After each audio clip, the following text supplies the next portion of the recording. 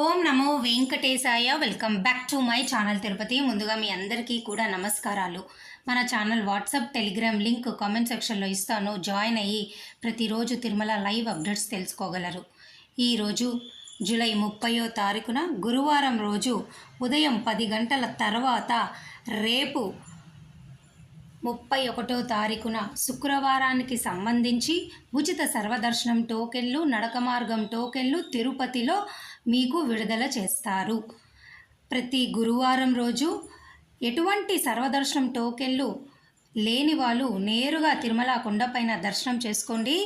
ఈరోజు ఉదయం 10 గంటల తర్వాత రేపు శుక్రవారానికి సంబంధించిన టికెట్లు విడుదల చేస్తారు.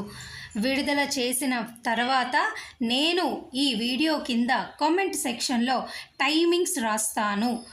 ఉదయం 10 తర్వాత ఎప్పుడైతే విడుదల చేస్తారో వెంటనే నేను ఈ వీడియో కింద కామెంట్ సెక్షన్లో టైమింగ్స్ రాస్తాను.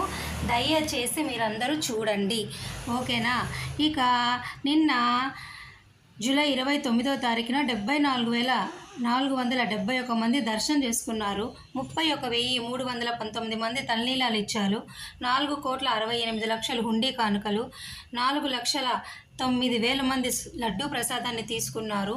2,59,000 మంది అన్నప్రసాదాన్ని స్వీకరించారు. 2,946 మంది మెడికల్ ట్రీట్మెంట్ని పొందారు.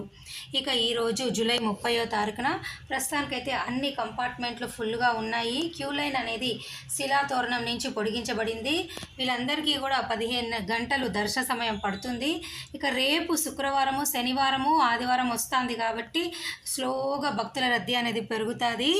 ఇక 300 రూపాయలు, 500 రూపాయల టికెట్ ఉన్న వాళ్ళకి 3 నుంచి 4 గంటల్లో మీకు దర్శనం అయిపోతుందండి.